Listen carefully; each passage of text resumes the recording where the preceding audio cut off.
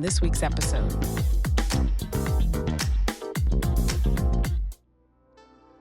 Hey there, Sticky Note listeners. Welcome back to another episode of Sticky Note Conversations. I am your host, Erika Washington. In today's very special episode, I had the opportunity to sit down with the mayor of Las Vegas, Mayor Shelley Berkley. She took time out of her busy day to sit down with me in our Make It Work Nevada office.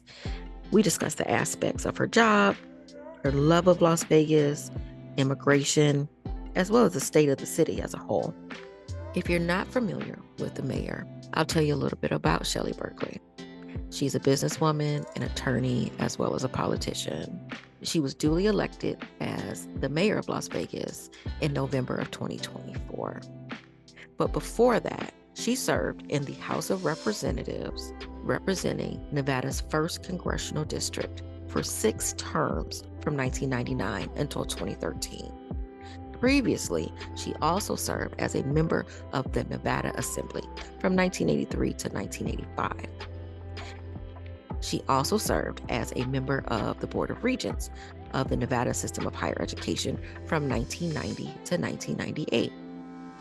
In between serving in Congress and being an elected mayor, she also held a leadership role for Touro University. Although she's not a Las Vegas native, she has a deep love and passion for the city, where she has raised her children and also went to school. And she's been in Las Vegas since 1964. There's so much more to learn about the mayor of Las Vegas, and I hope you enjoy this conversation as much as I did. Thanks for listening. Mayor Shelley Berkley. Yes. Welcome to Sticky Note Conversations. Thank you so much for having me. I appreciate it. Thank you for taking the time, because you are busy. And I think I'm busy sometimes, but your calendar has to be twice as busy. Well, I'm sure you're busy. There's no doubt about that. But I'm doing 7-day weeks, 14-hour days right now. There's a lot to do. I've been in office now for 149 days. And everyone keeps telling me it's going to slow down in the summer. That would be nice, but I'm loving everything I'm doing. And there's just a whole lot to do. So I'm doing it. So I want to go back for folks who may not be familiar with your history in politics. You've been a politician for a long time. Long time. You've been a congresswoman, yes. And then you were also a state assemblywoman as well. And on the Board of Regents, too. And the Board of Regents. So which was first? First, I served in the Nevada State Assembly. Okay. Then a little while later, I was on the Board of Regents for about 8 years. I was in Congress for 14 years. Mm-hmm. And now I have the pleasure and honor of serving as the mayor of my hometown of Las Vegas. So what made you decide to run in the first place? When you decided to run for assembly, like what about that excited you? Well, I'm the granddaughter of immigrants that fled to this country in order to escape the Holocaust. If they hadn't gotten out of Europe when they did, I wouldn't be sitting here on this couch with you, because my grandparents would have been exterminated. My parents would have never been born. Consequently, neither would I. And so I grew up hearing stories of what their lives were like and what their hopes, dreams, and aspirations were to come when they came to America. They couldn't speak English. They had no money. Limited skills. I suspect my grandparents, when they got off that boat or that ship, looked very much like the people that are trying to get into our country on the southern border. They did not come over on the Queen Mary. And I knew that I wanted to give something back to this country for having taken my family in, not only giving us a chance to survive, which we obviously did, but to thrive, and we certainly have. And so I'm very grateful. And for me, doing public service is my way of giving something back to our country. And so that was the motivating factor from my youngest years. I decided to run for mayor.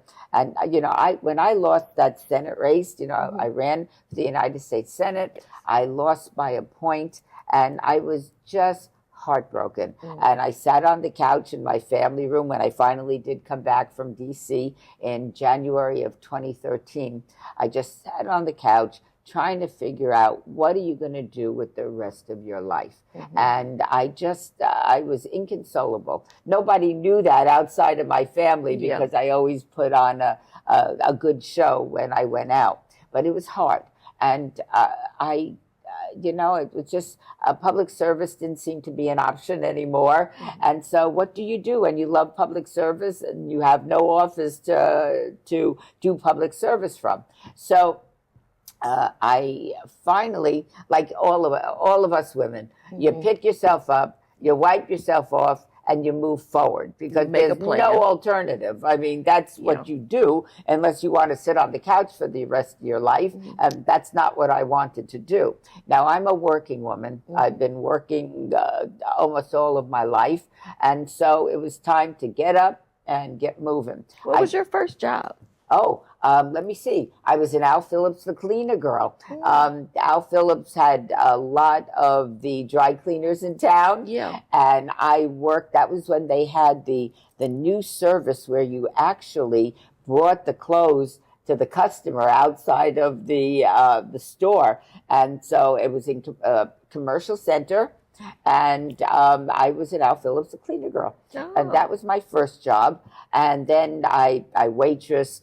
I ran Keno, I cocktailed, so there isn't much that I haven't done, and loving every minute of it. But anyway, so I needed to work to go through school. I mean, my father was a waiter when I was growing up, so it wasn't a whole lot of disposable income. We never missed a meal. I don't want to, that's not the world that I came from. That we weren't homeless, we never missed a meal. It was a good, solid, middle-income family. But there wasn't a whole lot of extra money either. So my parents are very, very encouraging to get a good education. That was very important. Neither one of my parents graduated high school because they were part of an immigrant family that had to go to work to support their widowed mothers and their brothers and sisters. And with an immigrant family, there's a lot of those.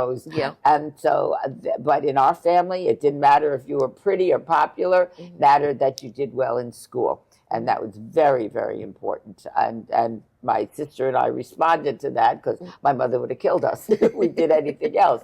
So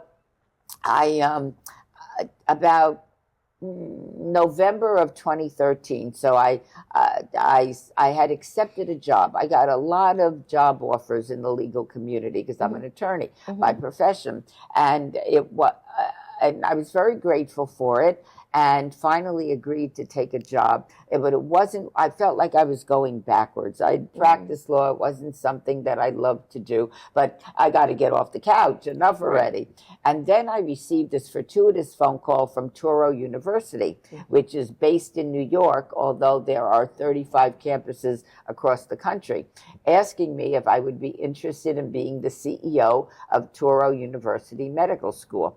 And I told them, I have no academic medical background. Being married to a doctor, I don't think qualifies you to run a medical school. And they kept saying, well, we think about it. We'd love you to do da-da-da-da.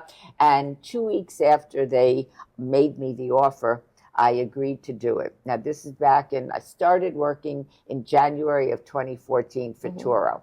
I loved it. Turned out to be the most productive 9.5 years of my life, actually, and just helped create an extraordinary medical school for the state of Nevada. After they wanted me to sign another 3-year contract. And I started thinking, I've done as much as I could possibly do. I would just be repeating myself. And the reason I took the job in the first place 9.5 years earlier is because I had no idea if I could do it.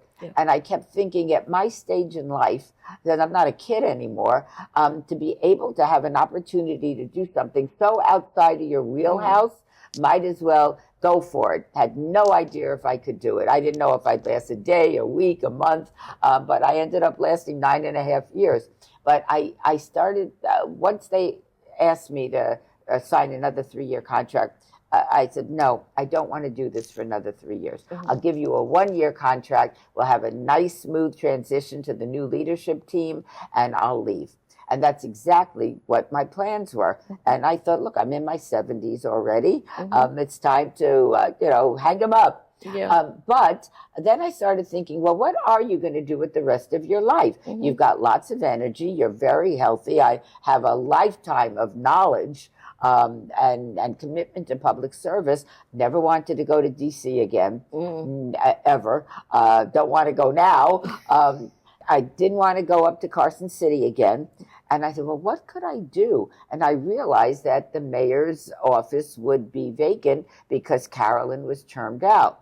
And I started thinking, well, I would love to be mayor of my hometown. And so it took a while for me to pull the trigger because of my age and other factors that I was trying to weigh into this decision. And then one day I just decided to pull the trigger. I was getting annoyed with myself going back and forth. I mean, this isn't like the decision of, that has worldwide consequences. And I finally said, yes, I want to do it. Yeah. Once I decided, it just kind of felt right, and it just was. I knew that I had made the right decision, and then I started running. It was a 2-year campaign.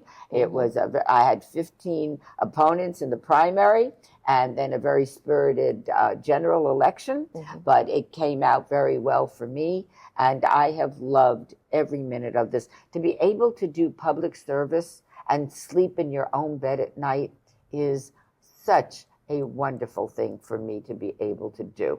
And so I won the election, and now I'm mayor of Las Vegas. I believe that when you agree, you're making a contract. An election is a contract with your voters. They are electing you. They're putting their faith and confidence in you. And in return, first of all, I don't like when elected officials run for a 4-year term and 2 years later they're running for something else. I don't like that. That's not the contract you made with your voters. You said that 4-year office, 2-year office, 2-year term, you fulfill your term. Then you want to go do something else? Amen to that. But not in the middle. It's like kind of they have this little cushion that they know they can't lose. So they're either going to have a new job or go back to the old job, no harm done. I think there is harm done. I mean, it means that you don't have a firm commitment to what you have committed to do. So I've never done that. I always complete my offices. So I'm here in my first 4 years. Whether I'm going to go beyond that, I don't know. It depends on my continued good health, my continued energy level, and so far, so good. Do you like campaigning? I do. Because that seems really hard. That's a lot of hours. That's a lot of hands to shake. That's a lot of events to go visit to and all the galas to go to and everything. Yes. Like it's almost, that's a full-time job, just campaigning to get the job. And you are 100% right. And most people don't realize it. But yes, it's very intense, very emotional. I mean, there's ups and downs and up and down. And that could all be in one day or 1 hour. It's like someone will come over to you and tell you that they really adore you and they're going to vote for you. And then the next instance, oh, I never liked you. Oh my God, what did I do wrong? So, you just have to, especially at this stage, I've been doing this a long time. I would have reacted differently to various things 30 years ago or 40 years ago when I first started running. Now my reactions are a little more measured. I'm a lot wiser than I was 40 years ago. And so I kind of, I think I am a better public servant now than when I first started 40 some odd years ago. Did you get a lot of pushback about your age? No, actually, surprisingly enough, and I thought that would be a major factor, but I think people were talking about it at the beginning, and I think I just outworked everybody, so that, oh my God, she could still do this job, and that was important for me to demonstrate that as well. I knew people were watching, and I knew there was some talk about my age, and so the only way to overcome that is to outwork everybody else. And a lot of the candidates are a lot younger than I am, but I just outworked all of them. So you being a politician for more than 40 years. I mean, you've seen a lot. You've Yes, seen a I lot. have. And being a woman in politics, what was that like in the beginning? Was there a lot of hurdles with that? A few, yes.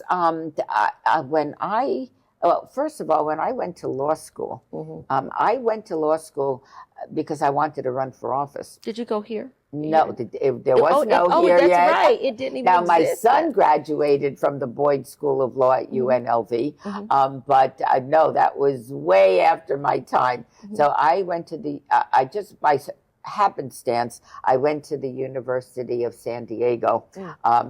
Originally, I was interning for Nevada Senator, U.S. Senator Howard Cannon when I was in college. So it was my last year of college. I was selected to go back to D.C. and work for one of our United States senators, which happened to be Senator Cannon.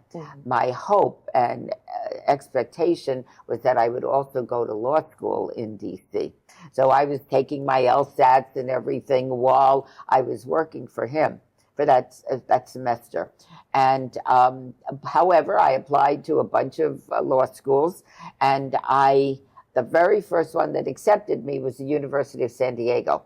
So I sent my $100 deposit in those days. That was a lot of money. Wowzers. But I knew I would be going to law school.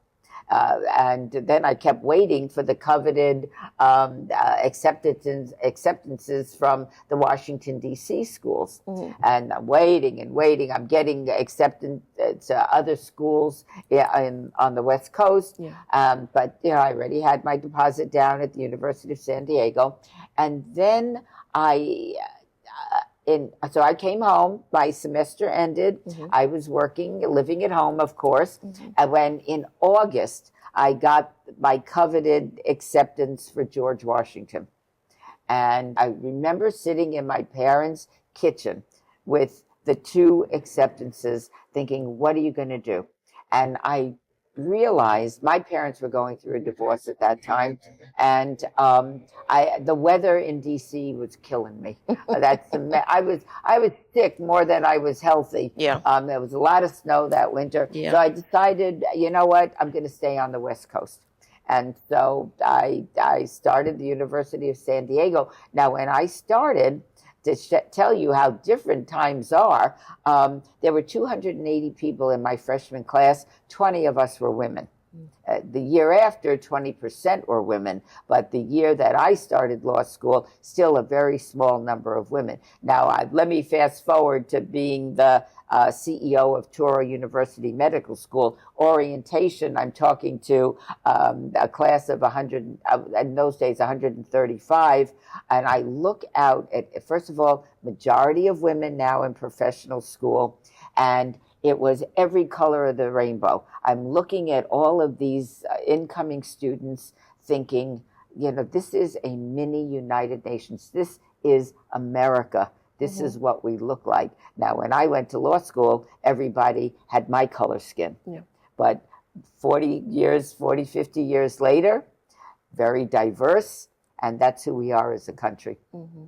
I feel like your lived experience of your family and yourself of coming from an immigrant family gives you a certain insight, especially to what's happening now across the country and all of the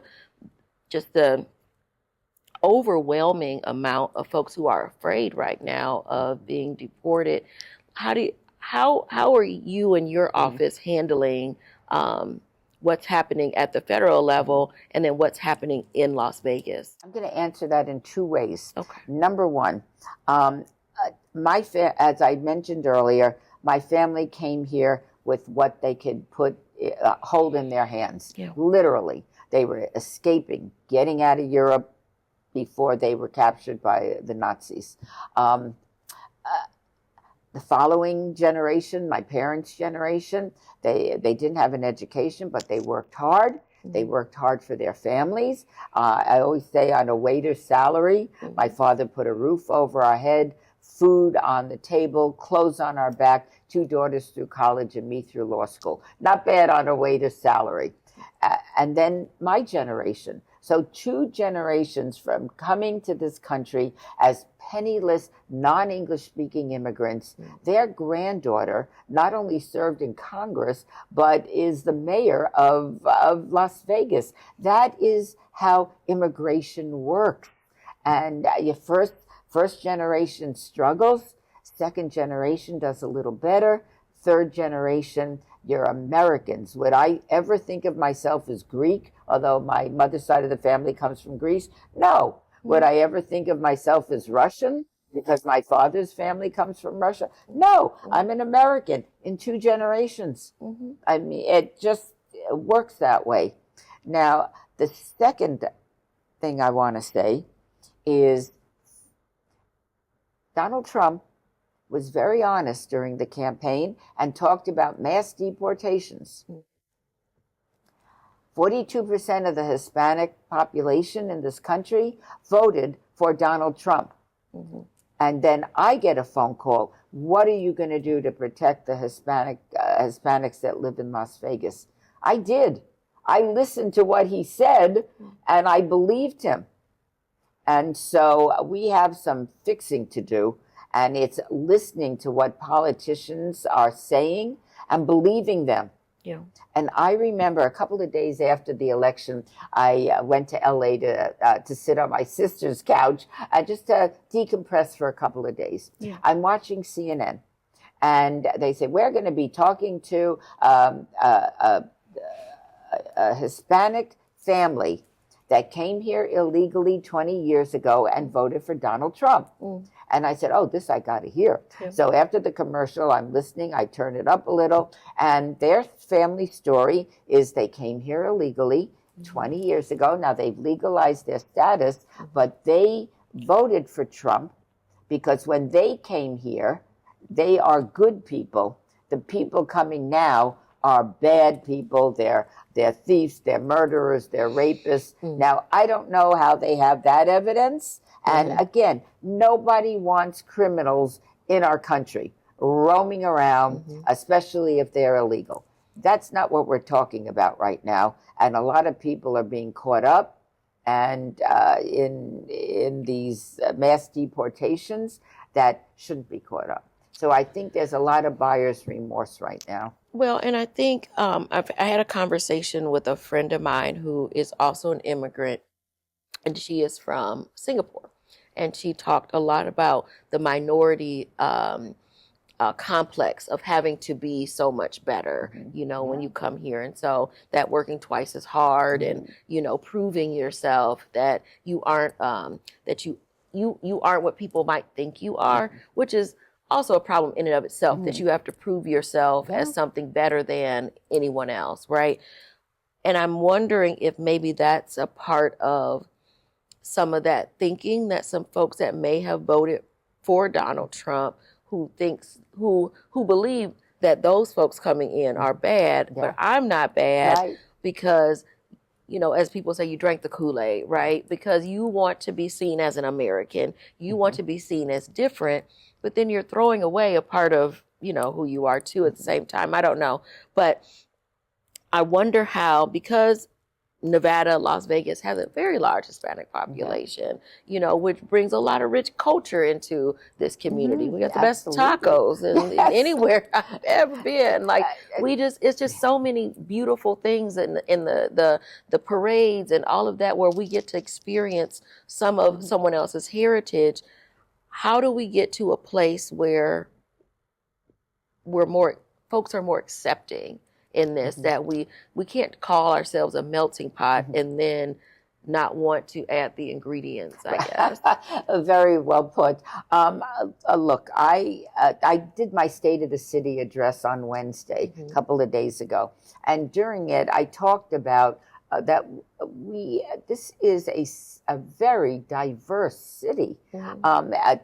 African American, Hispanic, Asian, and everything else in between, and obviously a Caucasian community. I mean, this is the United States of America. We all belong here, and I just think that it adds to the richness of our culture and community, the diversity of it. Again, I don't want bad people here, but I always say in every speech I give that the city of Las Vegas will not tolerate racism, anti-Semitism, discrimination, or hatred against any individual or group, because that is not who we are. It saps our strength. It takes away from what we should and could be doing. And I believe that everyone should be working together, improving themselves, and improving the community in which we live. Is there anything that the city itself can do to protect immigrants? That's a very good question. And I know that the sheriff has told ICE that Metro will not be participating in their roundups or anything else. And frankly, Metro is busy enough with 40 million visitors a year and all of the residents here. Metro is busy without having to do the Fed's job.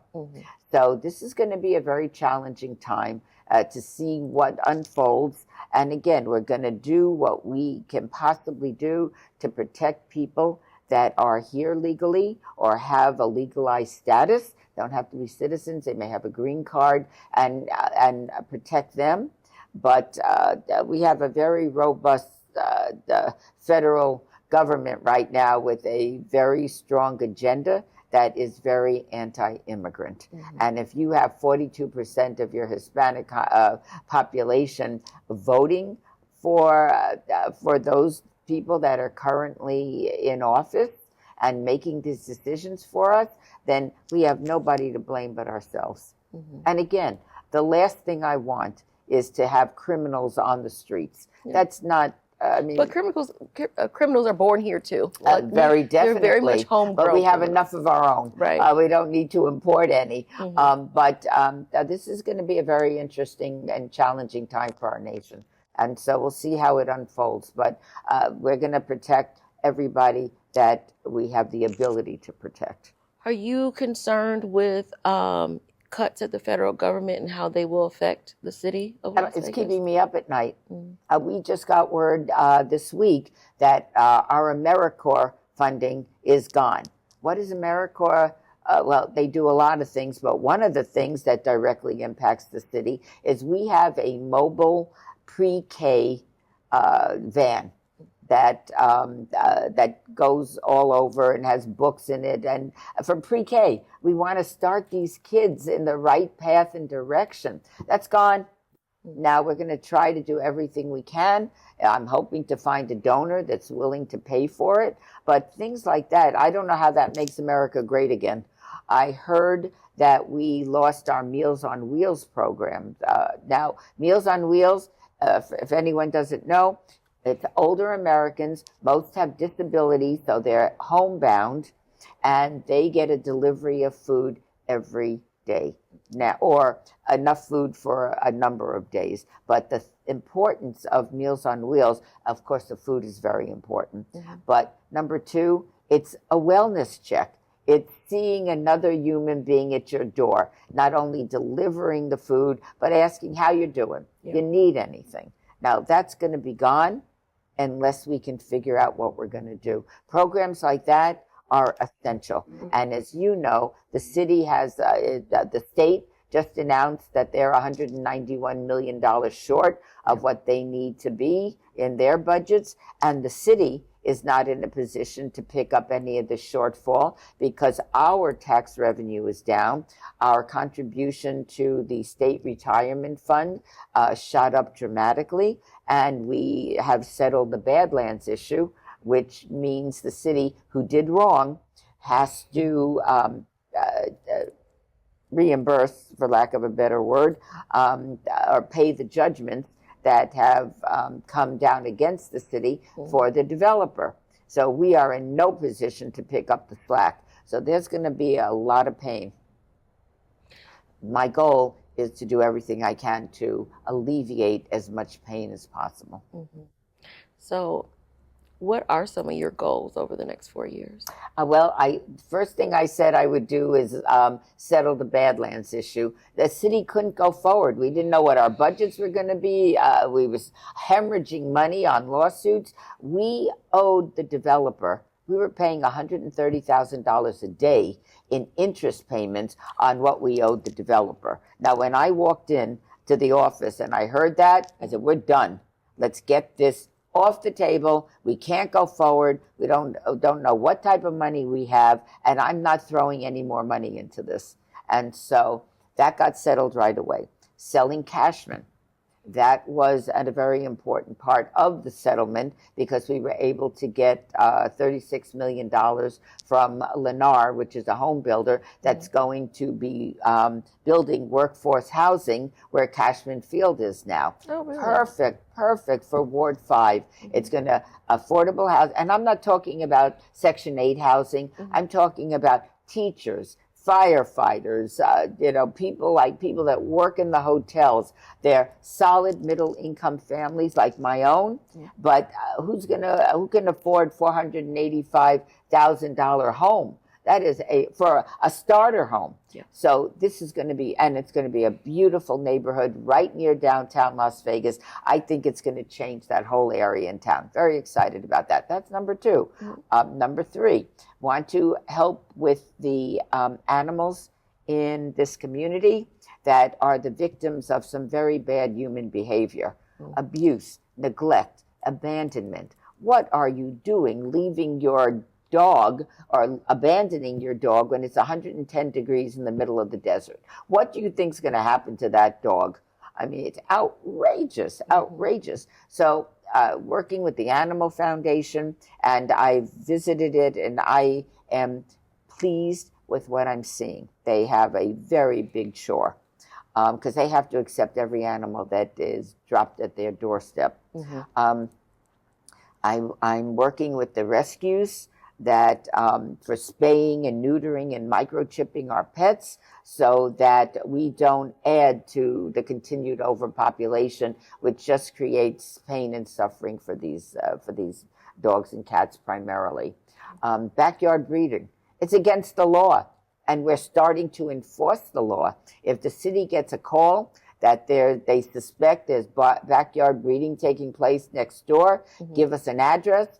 We'll never say who reported it, but our marshals are going to come over and shut that down.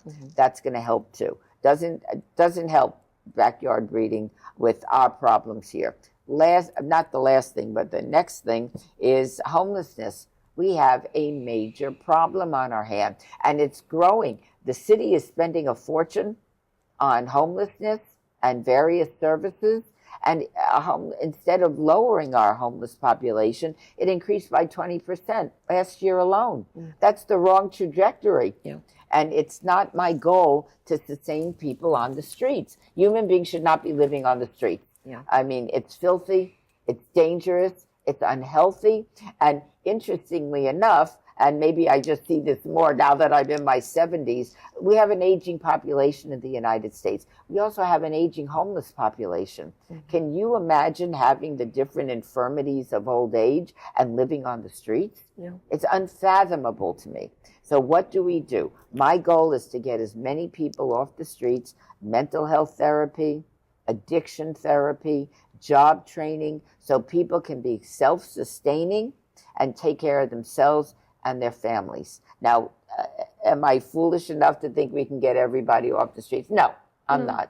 But let's start moving in that direction before this becomes a bigger crisis than it already is. It's also not fair to small business people. I mean, many of them walk up and down Main Street one day, all these little mom and pops, restaurants, art galleries, boutique places.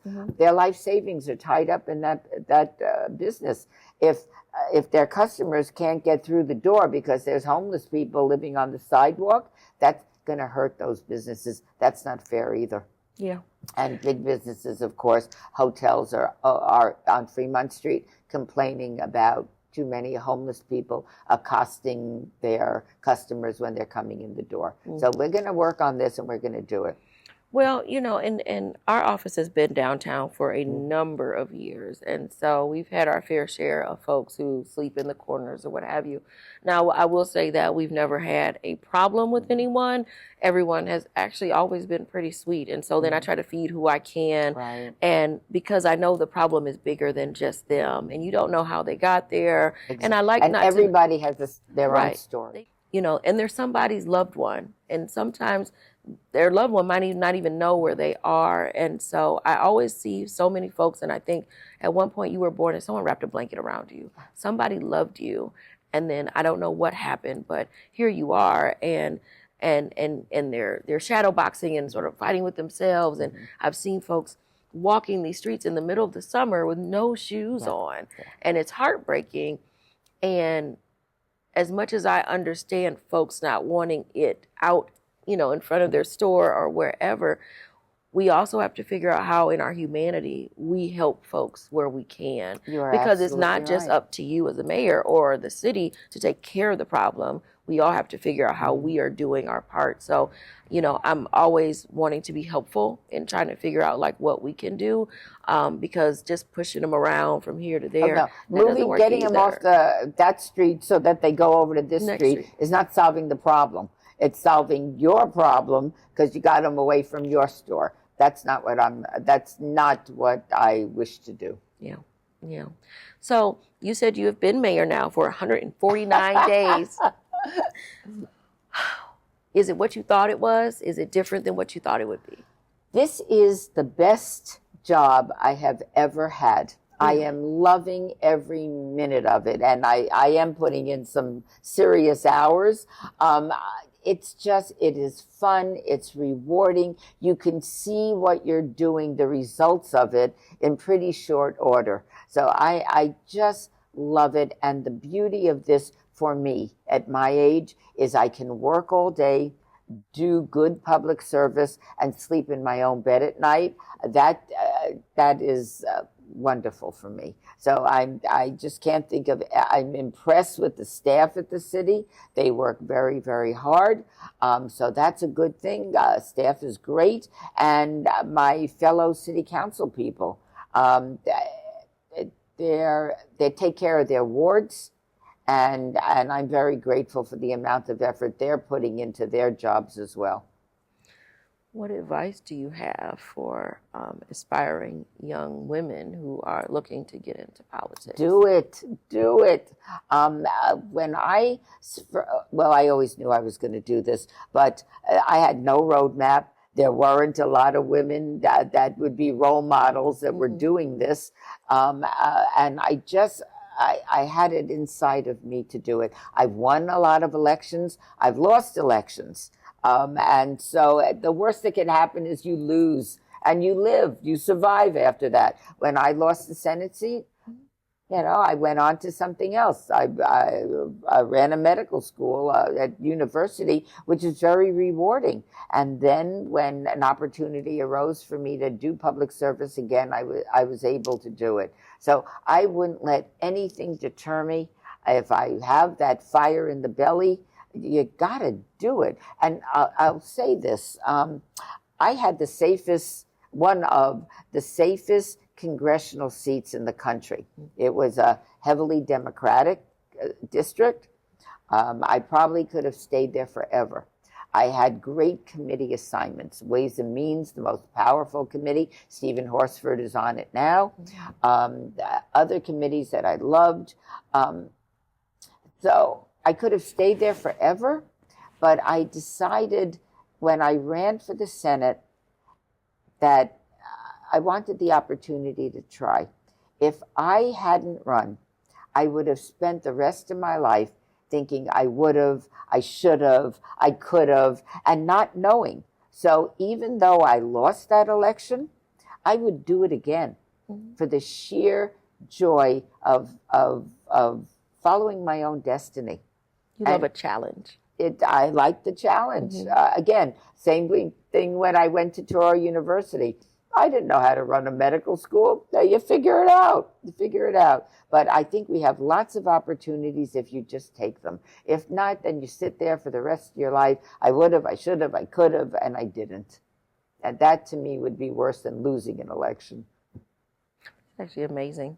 Before we go, I want to ask you about democracy. I always ask people, what is democracy? Because I feel like everyone defines it a little bit different. So how do you define democracy? That is an outstanding question, and I'm not sure that I can define it, but I know when it's in jeopardy. And I feel that some of the things that are happening right now on the federal level are jeopardizing our democracy. Being able to vote for the people that you want to elect. It's being able to enjoy the protections that we have under in our Constitution and all of our amendments, that our Bill of Rights. I mean, these are hard fought liberties that most countries don't have. And once you give away your freedom and liberty, you don't get it back again. So it is worth fighting for and protecting and not letting anybody take away your liberties, your freedoms, your rights as American citizens. And I think we need to be extremely careful right now. And in the next midterm election, make choices that are in our best interest as a country. Doesn't mean everything is always perfect. And I think Donald Trump got the number of votes that he did because people were dissatisfied. They were worried. They were concerned. Coming off of COVID, that created a lot of hardship for a lot of people. I mean, some of us, I was running a medical school from my kitchen table. My husband, who's a practicing physician, was seeing his patients via Zoom. We did okay, but a lot of people didn't. And it's recovering from COVID, not only physically, but economically and everything else, emotionally, mentally. It's been a challenge for this country. There's no doubt about that. But I think it's important that we fight for these freedoms and these rights while we are able to, because if not, we're not getting them back. And I think we will regret that. Yeah. You've been a Democrat for a long time. There have been a lot of complaints about the Democratic Party right now, not doing enough, not pushing hard enough. What should the Democratic Party be doing right now? Well, as you know, the mayor's office is nonpartisan. Yes. And I've been very true to that. Mm-hmm. I just think, people say, what do you do? I just do your job. Yeah. That's what I do. So I don't know what the Democrats can be doing. Certainly they, as a party, they've got some extraordinary leaders that need to step up and do their jobs. And I hope that happens. And look, I'm a great believer in a two-party system. I don't want a country that is only Republicans. I don't want a country that's only Democrats. I think that adds to the vibrancy of our democracy, and people end up making choices. That's okay. That's what we do at the ballot box. But we need, I would say the Democrats have to provide an alternative for the American people. Not only, Trump is bad, but what is it that we stand for? And I know, but apparently most people don't. So we need to define, or not we, the Democratic Party needs to define itself perhaps a little clearer and talk about what they are going to do if they are ever to get back into power. People want to know. Yeah. And finally, what is your version of the American dream? I'm living it. I'm living it. And believe me, I do not take anything for granted. I know where I came from. I'm proud of that. I'm proud of the fact that my family struggled and provided for my sister and I. But I have been truly blessed. Again, with never had a lot of money, but I knew my parents loved me. I was not ever abused. They poured a lot of time and energy into me and my sister, making sure we're successful. We are living their dream. And I am very grateful, and I don't take anything for granted. And part of, as I said at the beginning, doing public service, it's my way of giving back to this country. I want to make it better. I want to reach down to future generations and give them the same opportunities that I had. And get that for all, when I talk to kids, when I go to different schools, graduate, get a good education. No one can take that away from you.